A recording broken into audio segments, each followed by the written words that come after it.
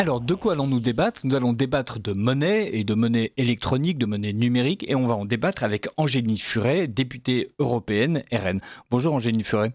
Bonjour Monsieur de Sèze. Vous avez rédigé un petit ouvrage, Blockchain, l'euro numérique, et qui est tout à fait intéressant parce que d'une part, on comprend enfin ce que c'est que la monnaie. Alors, si pour tous les gens qui ont une faible culture financière ou qui surtout n'y comprennent absolument plus rien, c'est un ouvrage qui est très pédagogique. Et vous commencez d'ailleurs par nous expliquer, avant de parler de cet euro numérique dont on se dit évidemment, puisqu'il vient de l'Union européenne, qu'il y a une chance que ce soit un boulet supplémentaire accroché à nos pieds, vous en profitez pour nous réexpliquer ce que c'est que la monnaie. Et avec un vocabulaire tout à fait parlant, la monnaie, c'est comme une application très ancienne. Elle sert à mesurer, à échanger et à stocker de la valeur. Voilà. Qu'est-ce que c'est que la monnaie, donc ? La monnaie, c'est effectivement cette conception, un concept, puisque on peut considérer que ça peut être des coquillages, que ça peut être des petits cailloux ou alors des pièces, comme c'est encore un petit peu actuellement le cas. Mais c'est un consensus entre des citoyens dans une société donnée pour à la fois donc mesurer la valeur de quelque chose, la valeur de votre baguette de pain, d'une voiture, et puis faire ces échanges sans avoir à passer par le troc qui peut être très compliqué, effectivement. Eh oui, combien de poires vaut une maison ? Voilà. Tout à fait.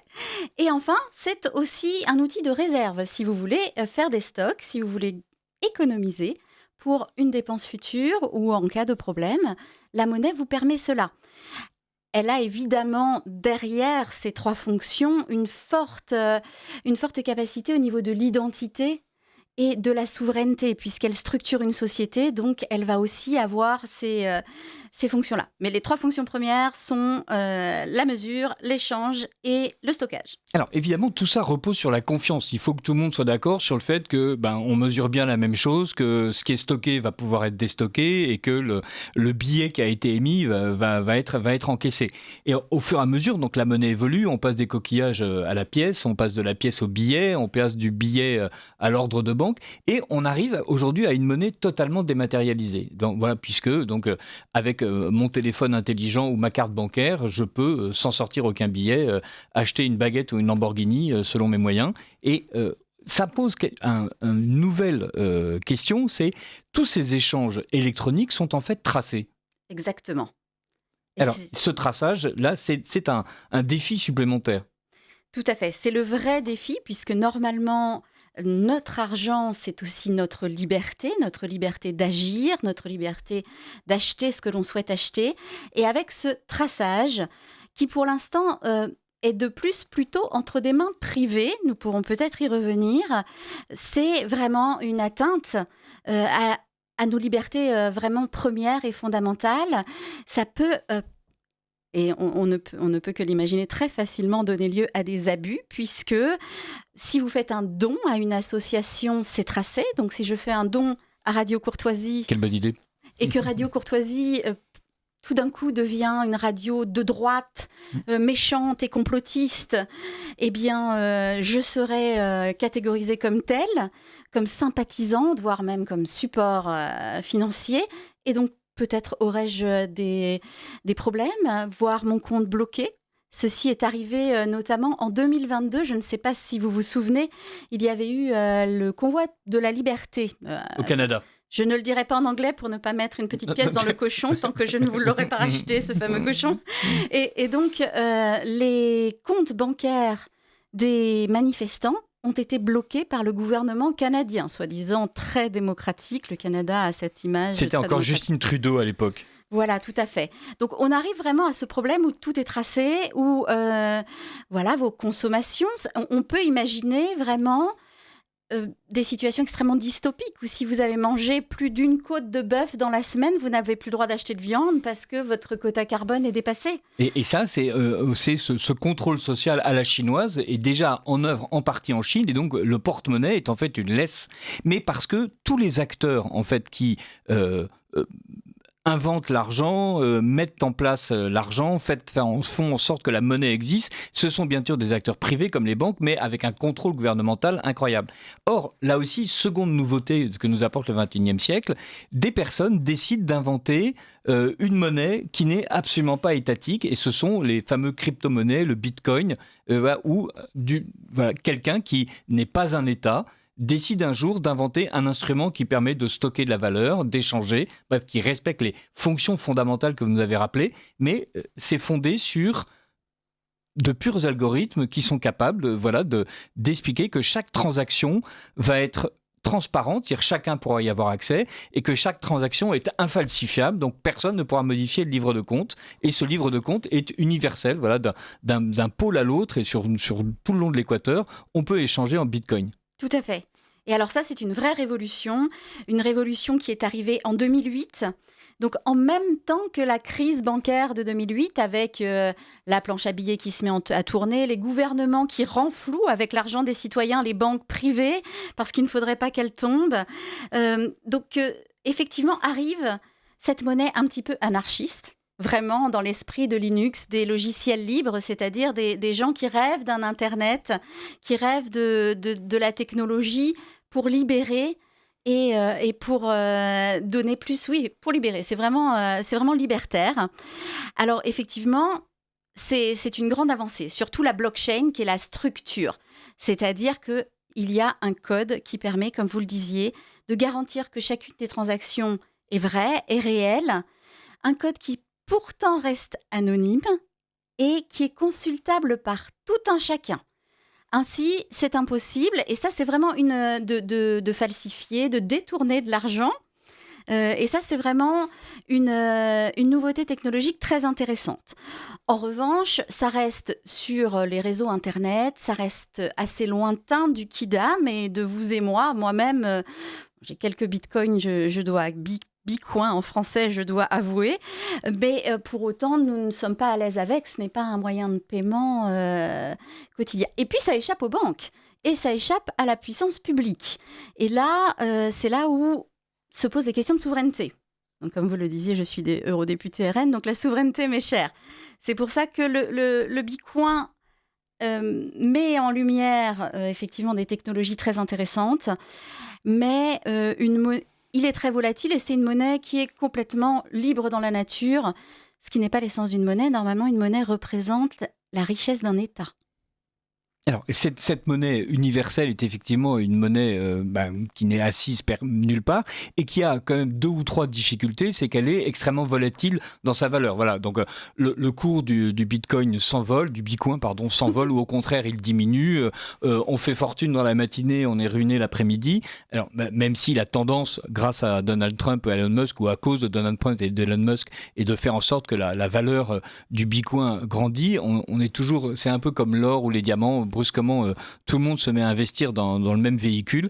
Et on est quand même pris entre 2 pôles. C'est-à-dire, d'un côté, le fait de se dire c'est une monnaie libre dans laquelle l'État n'a rien à voir, où je peux être anonyme et donc l'État ne peut pas contrôler ce que je fais, par rapport effectivement à cet État tentaculaire, à ce contrôle à la chinoise, on se dit mieux vaut aller dans la direction de la monnaie la plus libre. Et de l'autre côté, malgré tout, c'est ce que vous avez souligné, c'est d'une part une valeur fluctuante et d'autre part une difficulté quand même d'utilisation incroyable, c'est-à-dire pour le moment, quand j'achète ma baguette, je sors ma pièce de 2 euros ou ma carte ticket restaurant dématérialisée, et voilà, ça marche, et j'ai pas besoin de me connecter à un ordinateur, d'ouvrir un portefeuille électronique avec une clé de cryptage à 78 caractères, enfin autrement dit, c'est quand même beaucoup plus simple. Donc comment est-ce qu'on peut réconcilier les avantages de cet anonymat, de cette liberté, de cette absence de contrôle et le caractère pratique d'une monnaie plus étatique mais plus simple? Alors je vais dire un gros mot. Il faut une volonté politique. Ah mon Dieu, voilà, ça c'est typique des RN, il faut une volonté politique.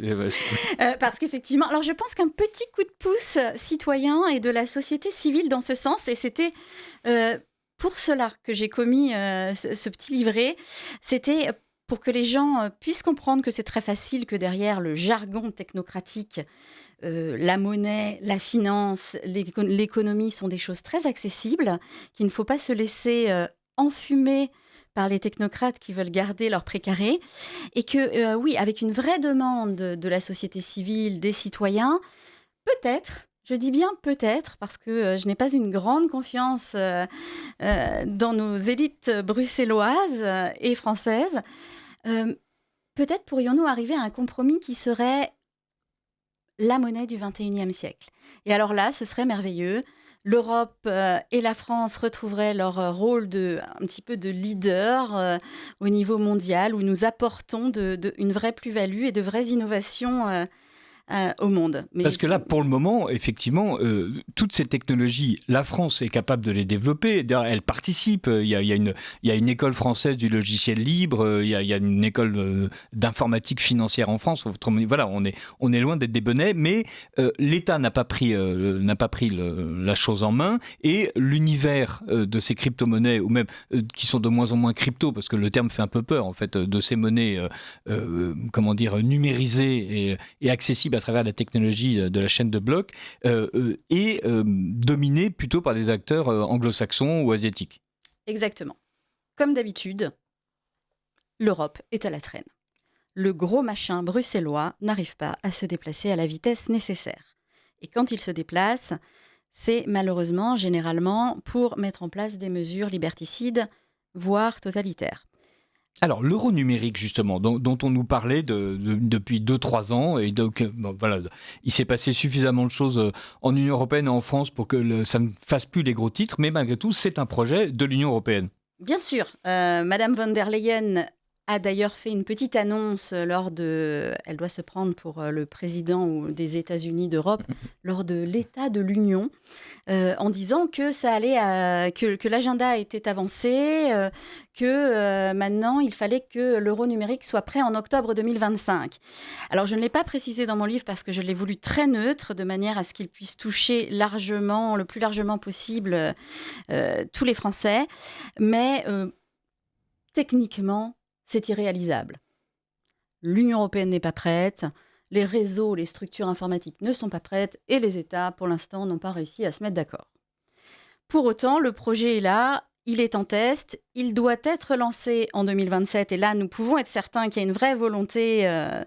Et donc, c'est là où, justement, il faut commencer, nous, à nous alerter dès maintenant, et à essayer de mettre en place les jalons pour empêcher l'Union européenne, encore une fois, de créer un outil de contrôle et de surveillance du citoyen. Voilà, parce que cet euro numérique, quand von der Leyen en parle, évidemment, c'est pour faire en sorte que, d'abord, que l'Union européenne ne soit pas à la traîne de ce qui se passe ailleurs, mais on sent bien que ce projet, garanti par l'État, alors avec certains avantages, la gratuité absolue par rapport au fait qu'on paye pour le moment une intermédiation financière, donc là, l'euro numérique permettrait tous les avantages des crypto-monnaies, un échange instantané, mais ce serait totalement gratuit, donc sans droit de passage. Donc on voit bien qu'il y a quelques avantages à ce que l'État, même le super-État, l'État fédéral, s'en empare, mais il y a des inconvénients, c'est qu'effectivement, on n'est absolument pas certain que l'Union européenne n'est pas capable de mettre en place l'un de ces trucs qu'elle adore, c'est-à-dire le traçage, le fichage, et ensuite, avec toutes ces lois qui sont régulièrement discutées dans l'hémicycle à Bruxelles ou à Strasbourg, et si on ponctionnait l'épargne des Européens, après tout, une fois que tous nos avoirs seront en euros numériques, ce sera encore plus simple de les ponctionner. Exactement, de les ponctionner, de les geler, de les programmer. Alors pour l'instant, effectivement, la BCE se veut très rassurante. Il y a des projets de règlement où non, l'euro numérique ne sera jamais programmable, ne vous inquiétez pas. Alors même si on fait semblant de les croire, en essayant d'imaginer que donc ils ne les programmeront pas, parce que je pense tout de même qu'ils nous le vendront comme ça. Parce qu'on est d'accord, programmer, ça veut dire ajouter à l'argent qui est disponible dans votre portefeuille un certain nombre de fonctions possibles et des fonctions impossibles. Avec cet euro-là, avec cet euro numérique-là, vous pourrez payer votre loyer mais pas acheter votre pain, vous pourrez acheter votre pain mais pas une voiture, vous pourrez partir en voyage mais pas en Russie. Enfin voilà, Exactement. C'est ça ce qu'on appelle une monnaie programmée. Tout à fait. C'est-à-dire que oui, c'est un petit peu comme des bons alimentaires. Ce n'est que pour acheter à manger ou un bon... on a l'impression un petit peu de se retrouver sous l'occupation. Voilà. Voilà. Voilà. Et d'ailleurs, c'est exactement la politique de Macron. Voilà, je mets en place une aide d'État pour vous permettre de ressemer vos chaussures ou de réparer vos pantalons. Voilà, donc c'est très précis. Je ne vous donne pas de l'argent. Non, je vous dis, voilà, je vous aiderai à ressemer vos chaussures. À chaque fois que je le cite, les gens l'oublient, mais c'est vrai. Voilà, Oui. Emmanuel Macron, que sa barbe pousse toujours plus longue, nous a donné effectivement la possibilité de faire ressemer nos chaussures. Il est à la hauteur des enjeux du XXIe siècle. Cet euro numérique, on en parle en disant qu'il y a des dangers, mais parce que ces dangers, et vous le dites dans votre livre, vous l'avez lu dans les textes plus compliqués auxquels, heureusement, vous avez servi, vous, d'intermédiaire. En fait, toutes ces fonctions, ça fait vraiment partie des choses qui sont discutées. Autrement dit, c'est pas un auteur de science-fiction qui en rêve. Non. Ceux qui sont en train de mettre en place ces outils imaginent toutes ces fonctions limitatrices et liberticides. Alors, mieux que de les imaginer, elles font partie intrinsèquement d'une monnaie numérique. C'est-à-dire qu'une monnaie numérique a toutes ces possibilités techniques qui existent à l'intérieur d'elle-même. Et après, ils disent, mais cette possibilité-là, on ne l'activera pas. Voilà. Pour l'instant. Elle fait partie, c'est un peu comme Tesla et ses voitures. Je veux dire, si vous payez 60 000, vous avez droit à tant de fonctions. Et si vous payez plus cher, eh bien, la même voiture débloque d'autres possibilités. Voilà. Eh bien, la monnaie numérique, c'est la même chose. Voilà. En latence, il y a tout le contrôle social possible. Exactement. Il y a le contrôle social à la chinoise. Faisons confiance à l'Union européenne. Évidemment, tout se passera bien. Et dans votre livre, évidemment, vous expliquez qu'il y a un danger et vous proposez plusieurs solutions pour éviter justement que ces monnaies numériques dont on voit bien les avantages de gratuité, d'échange universel, d'immédiateté, ne soient pas en même temps assorties de tous les boulets qu'on vient de souligner. Exactement. Et c'est la fameuse troisième voie qui pourrait faire de l'Europe, pour une fois, depuis Airbus. Mais maintenant, avec les règlements européens, Airbus ne serait pas réalisable, je vous rassure. Donc, pour une fois, un leader qui créerait une monnaie numérique souveraine, transparente et démocratique. Et alors, on se dit, c'est impossible. Mais non, ce n'est pas impossible. C'est l'alliance de la technique et de garde-fous d'un cadre strict et de cette fameuse chaîne de blocs, blockchain. Voilà, je dois 1 euro au cochon. Non, qui garantit justement un registre public, c'est-à-dire que tout le monde pourrait consulter. Et alors là, nos fameux technocrates, nos fameux banquiers ou banquiers centraux n'auront plus la main sur un registre privé, fermé, inaccessible, opaque, où on se dit, mais peut-être que tous les détournements de fonds et toutes les magouilles peuvent avoir lieu. Là, le peuple, qui est le vrai souverain et donc qui doit avoir accès au contrôle de sa monnaie. Déjà qu'elle a été transférée à un organisme qui est censé être confédéral, l'Union européenne, alors que c'est un pouvoir régalien, la monnaie. Quitte à ce que ce pouvoir régalien nous ait été enlevé, autant qu'on puisse avoir le droit de regard, voir que nos gouvernants, qui sont élus et donc qui sont nos employés, que nous payons avec nos impôts, font correctement leur mandat. Je trouve que c'est le minimum. Et en parallèle, conserver l'anonymat, la discrétion, la non-traçabilité. Ça, c'est également techniquement faisable. C'est ça qui est fascinant. C'est-à-dire, d'un côté, on peut faire en sorte que tout le monde voit la façon dont les échanges se font, mais en revanche, que personne ne sache qui échange. Oui. Alors, ça a un nom un petit peu barbare. Ça s'appelle la preuve sans transfert de connaissances. C'est-à-dire qu'on peut, maintenant, la technique peut prouver que Monsieur de 16 a plus de 18 ans, que vous avez plus de 18 ans, et donc que vous pouvez acheter de l'alcool, sans pour autant transmettre le fait que vous êtes Monsieur de 16 et que vous êtes en train d'acheter de l'alcool. Et donc, la technologie nous permet de faire ça. C'est ce qu'on appelle la preuve sans transfert de connaissances. Par conséquent, nous pourrions donc garantir les transactions, comme le fait actuellement la chaîne de blocs, qu'il n'y a aucune fraude, puisque c'est un des avantages des monnaies numériques. Garder la rapidité, avoir une monnaie qui est garantie par les États et donc émise par la BCE. Et là, nous rentrons dans ce 21e siècle en fiers Européens et fiers Français, puisque nous aurons accompli quelque chose de beau entre technologie et politique. Angéline Furet, donc vous êtes eurodéputée pour le RN. Cette idée d'une monnaie numérique qui soit à la fois transparente, et ça veut dire qu'en fait, qui arrache à ses banquiers, à la caste des banquiers, ce savoir technique dont ils sont jaloux et qu'ils dissimulent sous des termes barbares, pour le transférer en fait à n'importe quel citoyen capable de s'y intéresser, tout en garantissant l'anonymat. Est-ce que beaucoup de partis le prônent? Est-ce que beaucoup de partis sont promoteurs d'un euro numérique véritablement citoyen? Eh bien, écoutez, j'ai l'impression que c'est nous qui avons ouvert le feu et ça ne m'étonne pas du tout parce que ça correspond complètement à nos valeurs, à la fois le respect de l'État et le respect des citoyens et de la démocratie. Mais non, je n'ai entendu ce discours nulle part ailleurs. Voilà.